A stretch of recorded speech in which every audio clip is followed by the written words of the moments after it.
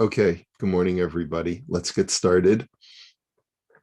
We were learning yesterday about the prohibition of even stealing from a child, and we had talked about this idea of when we were learning about the laws of Metzia, about a child finding a lost object or a child retrieving something from Hefker, that there are instances where halachically you're not guilty of theft when taking something from a child.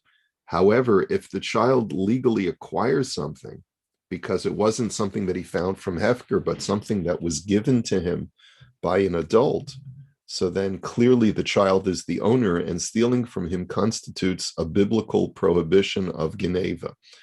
And just a couple of points in the Likutim we saw yesterday. Does a child who steals have an obligation to pay back what he stole as an adult, even though technically a child who steals can be held blameless because he didn't have a complete free will and he's not obligated in mitzvahs yet. So at the end he says, "Latzeit yedei shamayim ra'ui l'shalem," in order for him to fulfill his heavenly obligation. Any person who has, when they grow up, if they remember that as a child they stole, they should make restitution. It would be the proper thing to do to make restitution to the party or parties. Now, Melamed, we learned this before when we were learning the laws about taking things from children. Melamed mutalo lokachas miyad hatinok chayfetz sha'al yaduhu nimna mililmod o mafriya la'acherim. A teacher is allowed to confiscate an object from a student, a minor student, if the child has an object that is bothersome or that is creating a nuisance, or that the teacher deems as a distraction. And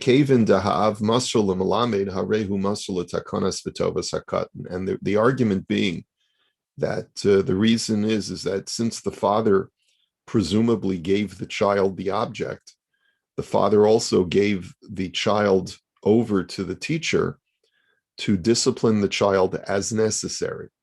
V'harehu ka'apotropos. And therefore, the teacher is considered to be like a custodian over the child, where when the father initially gave the gift to the child, it was with the understanding that this custodian could confiscate the object as he sees fit. Aval, and what that essentially means is that the teacher can confiscate it. Aval lakachat mimenu et hachefetz la'olam o la'avdo ze asur. But to take it permanently from the child or to destroy the object, that is not permitted. That is not permitted. Okay? The only time that you can rationalize destroying it is if it's beneficial for the child for this object to be destroyed. I mean, let's say it's a corruptive influence in the child's life. That's a very subjective thing. Like, let's say the child has a little video game and the teacher says, this is going to mess with your mind and therefore I need to take it and destroy it. It does become subjective at some point, but the standard halacha is that a teacher can confiscate an object but cannot destroy it and must return it to the child at some point. Talmidei yeshiva, the students of the yeshiva, asur lahem lakachat meha mitbach b'li reshus. If you're a student in a yeshiva, it is prohibited to sneak into the kitchen to get a snack. If you're in a dormitory situation where you're being fed by the yeshiva or the seminary, you're not allowed to go into the kitchen unless you have express permission to take food from the yeshiva kitchen. The Harosh Yeshiva Mikri Ba'olim, the Hakol Kefi Asher Yushat Al Yado. And the Rosh Yeshiva is considered the owner or the proprietor of the food of the yeshiva, and everything has to go through him, otherwise it's considered stealing. I would point out that the same probably holds true about food that's in the kitchen for that where they prepare kiddush at the bayit. Sometimes we have people that go in there and think that it's their own private kitchen, so they'll chaperine. but that's also unless permission is granted from someone who's in authority, just going in there and eating the food is could be considered to be stealing. Okay, we'll get to the next one when we get to the next piece. So the last thing that we saw in this initial seif is that there are situations where it is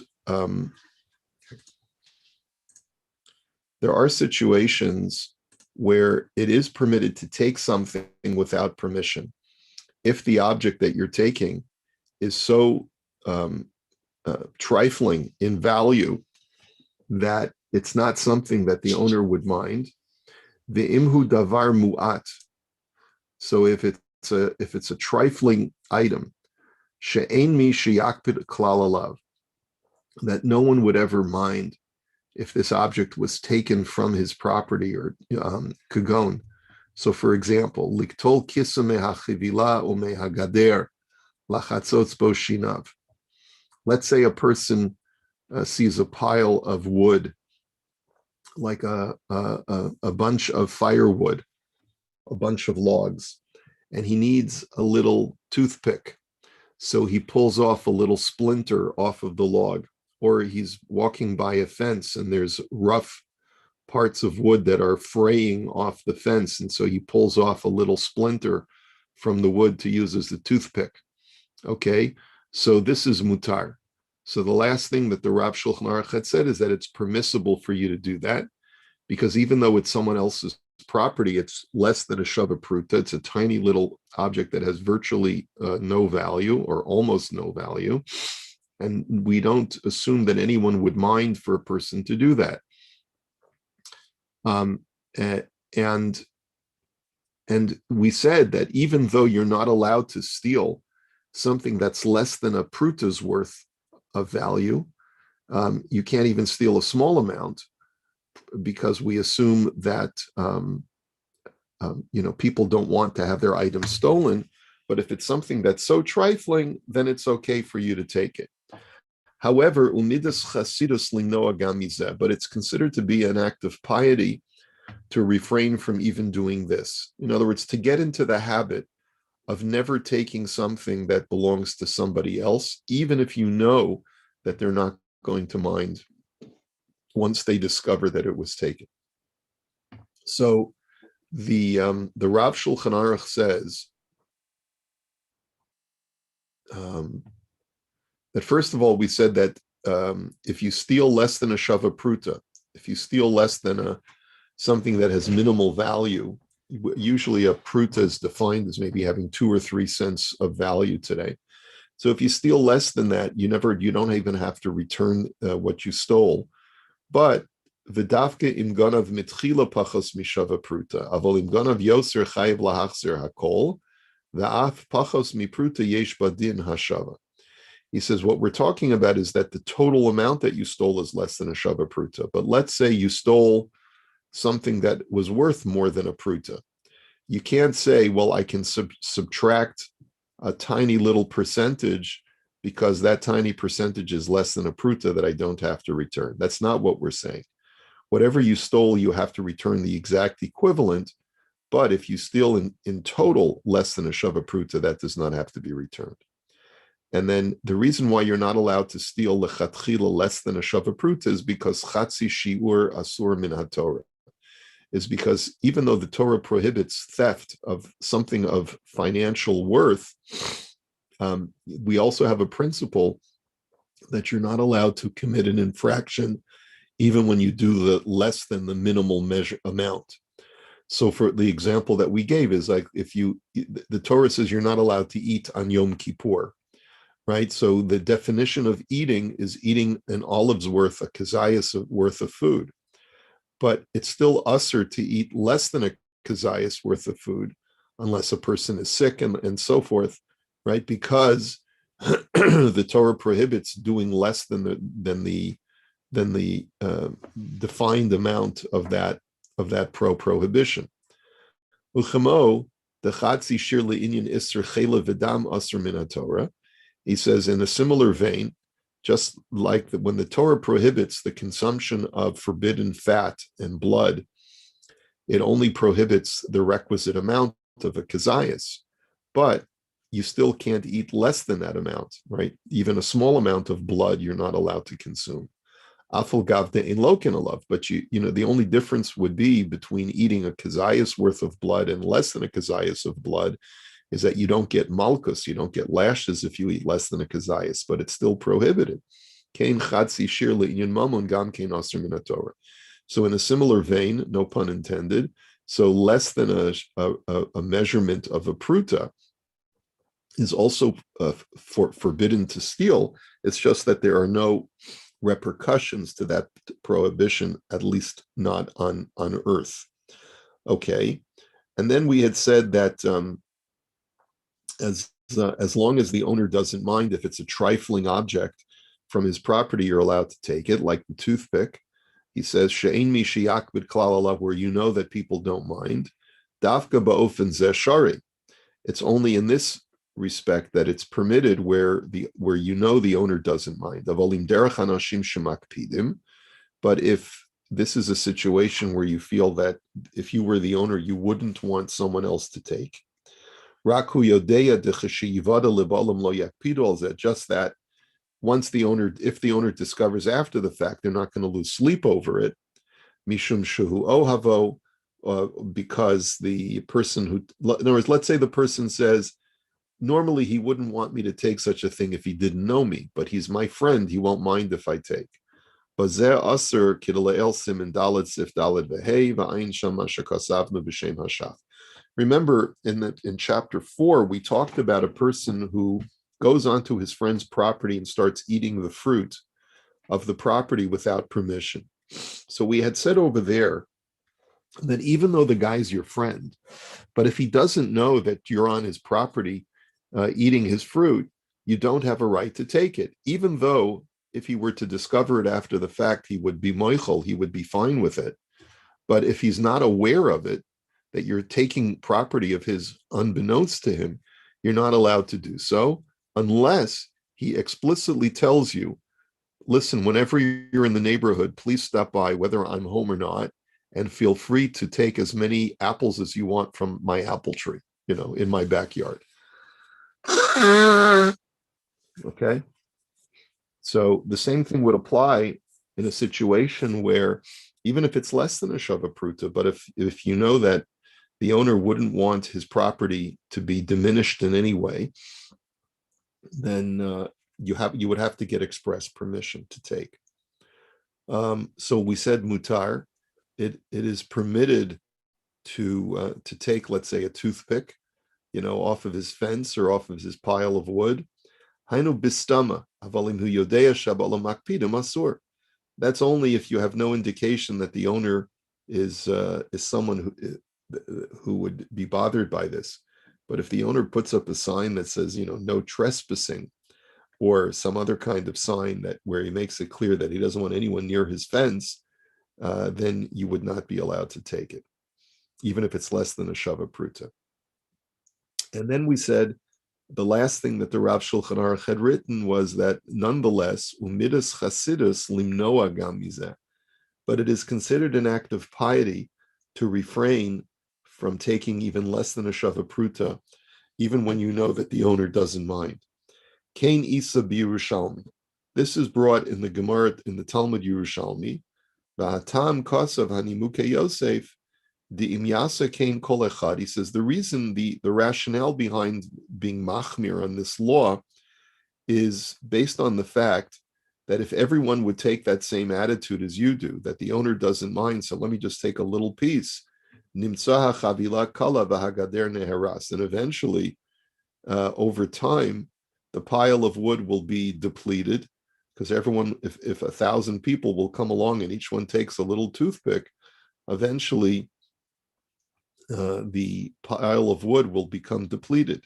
And if everyone who's walking by a wooden fence just pulls off a little toothpick, eventually the fence will start losing its effectiveness and it'll start to be destroyed.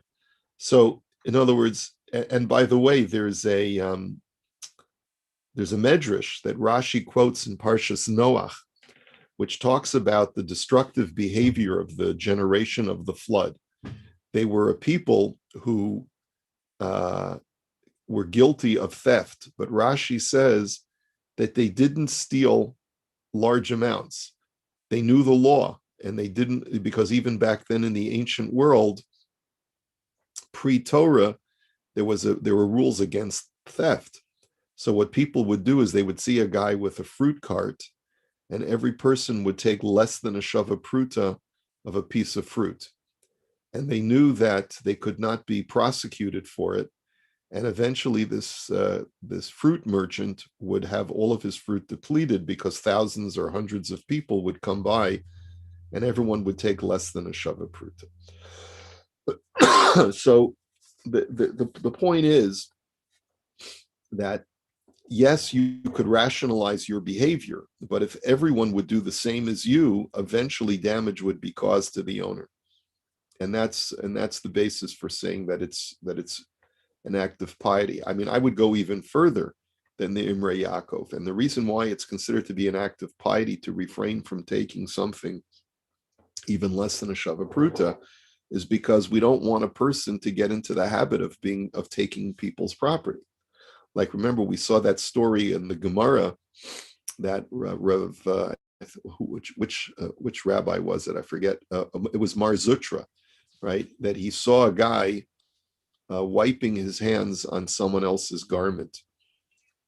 And he said, that's the ganaf. He says, because if a person behaves with a sense of abandon with other people's property, he eventually, becomes a ganaf.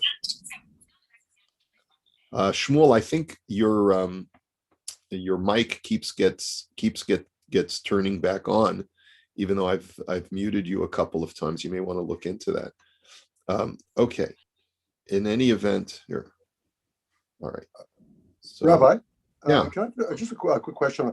Something that I see that happens in the office environment. Two things. One, that somebody has a box of Kleenex on their desk. You have to sneeze all of a sudden, so you don't have time to ask permission. So you just take the Kleenex. Is there issues there? And secondly, sometimes in offices, often there's communal fridges, and somebody has as you're having a coffee, and there's a big thing of milk in the fridge to pour a little milk in there. There's no name on it or anything on the milk. Yeah, both of those are problems of Geneva. Yeah. Taking someone's tissue off their desk, unless they give you permission to take a tissue, you have to get their permission before you do that. Now, if it's an emergency and if you don't grab the tissue, your body fluids are going to go spraying all over the room. So then, I assume that you can take a tissue, but then you should go over to the person and say, you know what, I needed a tissue and I took one off your desk. Would it be okay? Or because I know there are people, especially in workplaces, who are very particular about the things that are on their desk. Have you ever encountered people like that are very protective of their office turf, and and the same thing is true with a container of milk in the fridge. Unless you know that it was purchased by the company for the use of the employees, you can't just go ahead and just take it for yourself. There's a famous story. It's an apocryphal story. I don't even know if it ever happened, but there was a guy who would have a container of milk, and he left it in the communal fridge in the yeshiva, and he kept noticing that someone was dipping into the milk. He even made a little line on the side with the magic marker to see if the amount was diminishing every day, and he could tell that someone was taking his milk. And it was really bothering him. So one day he put up a sign on the side of the container of the milk that said, "Not Chalav Yisrael."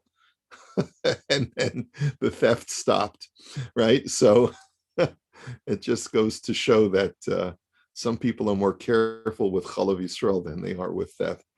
But anyway. So yes, those both the tissue and the milk are problematic. That's exactly what we're discussing now. Okay.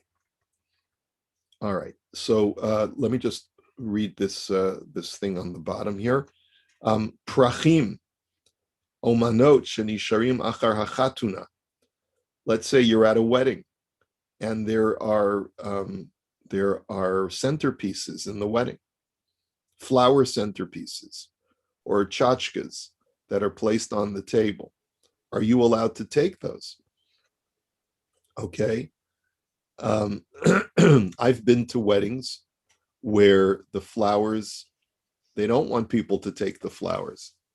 I've been to weddings where there are centerpieces that I thought that you could take because they were, and then I discovered later that no, these were centerpieces that they were planning to donate to charity afterwards. So it's not always clear. The makom shehem. They're called. What's that? They're called blima chappers. Blima chappers. What are blima chappers? What does that mean? It's the women who take the flowers after the wedding. They're flower grabbers. Flower grabbers. Blima chappers. A blima is a flower. Yeah. Okay. Right. So I didn't know that there was a name for them. Blima chappers. Okay. So b'makom shehem memela omdem lihizarek az dafka shari lekachtam habaita.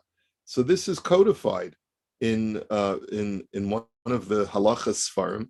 Rav Vosner writes about this, and he says that if the only option they have for these flowers is to throw them away, then you know that it's permitted for you to take them. But let's say there are weddings every night in this venue, right? And it's possible that they may want to use these very same flowers. Like when I made a wedding once at the Bayit, we asked the person who was making the wedding the day before if we could, for a small fee to the florist, could use the same flowers that they had used the day before. And you know, for the chuppah, I think it was. I don't remember whether it was for the centerpieces or not, but sometimes flowers can last for a couple of days. And so, you know, people who are on a tight budget may want to use the flowers for some other thing, or they may want to donate the centerpieces to a gemach, you know, for someone making a wedding the next day. So you have to really know what the score is, you know, and it's probably best to before you chop the blimas, to ask the host what the story with the centerpieces is. Okay. And then we said mutar, it's permitted to take something less than a shava pruta. Yesh omrim da'af she'ein bo mishum gezel u'mutar litlo. There are those who opine that even though there's no prohibition of stealing, when you take something less than a shava pruta, mikol makom, nonetheless, let's see here. Lo zacha hanot lo liot nechshav shelo. But the person who takes it is still not considered to be his. In other words, if I take a toothpick off of someone's wood pile, the splinter that I've taken doesn't belong to me. Kevin shelo hifkidu be'alav, hifkiru be'alav, if the owner did not make it hefker. The yesh cholkim, and there are those who disagree. Usvir lahu the davar she'eno makbid havi hefker af shelo hifkiru beferish. And there are those who say that by definition, something that is less than a shava pruta is deemed to be hefker in the eyes of the owner, even if they didn't make an express declaration of hefker. So there's two ways of looking at this. Is the object is the splinter that I took off of the log, is it considered hefker? Is it ownerless now, and therefore it's mine once I pick it up? Or does it still belong to the other guy, just that there's no prohibition of stealing, and I have no obligation to return it once I've taken it? Those are the two positions. And the biurim over here, in the biurim, he actually talks a little bit about this. He says that he quotes the Dugel Miravava, which is Rabbi Yecheskel Landau, a very famous chief rabbi in Europe in the 18th century. Da'af shemuter litlo ve'ein bo mishum gezel mishum demistama ein habal makbid.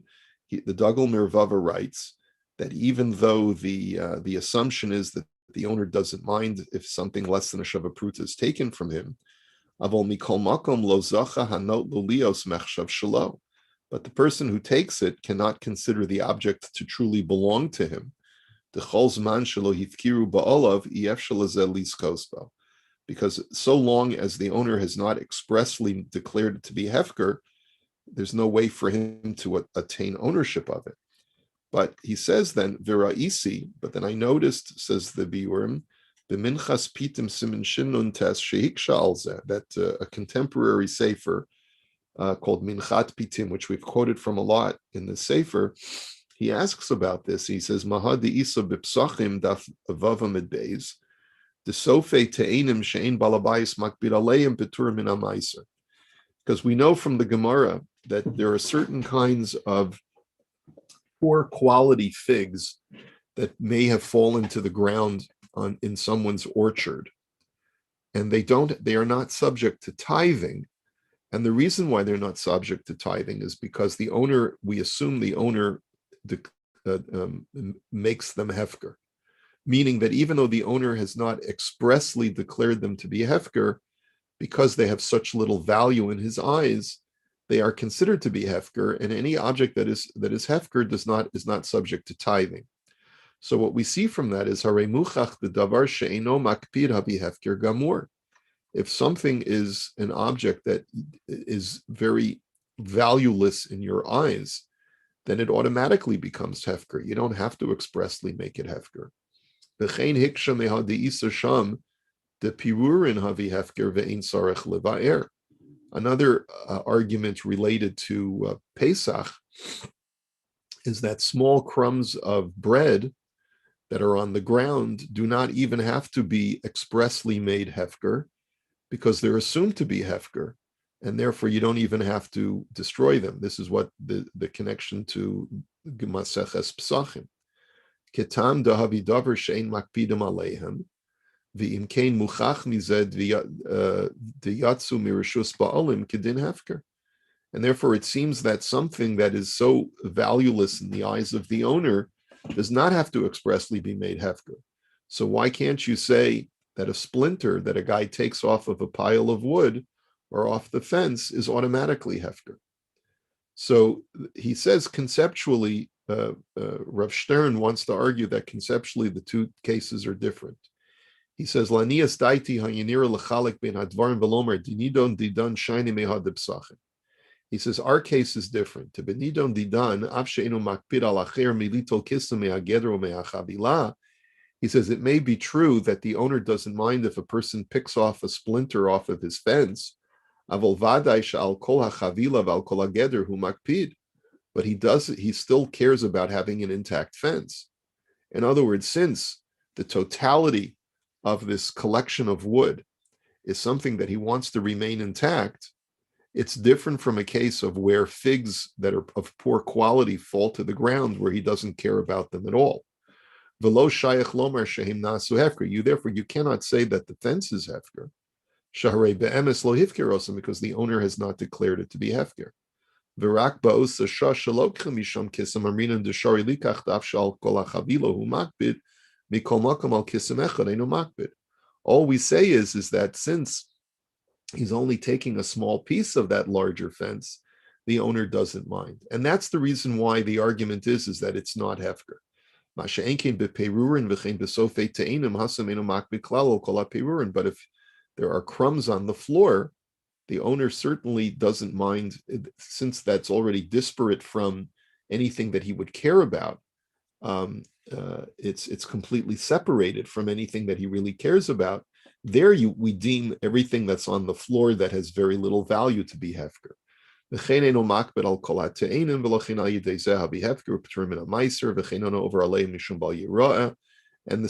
that reason, you will not be in violation of owning chametz on Pesach if there are crumbs behind your refrigerator, for example, or if there are crumbs in the crack in your car seat or something like that.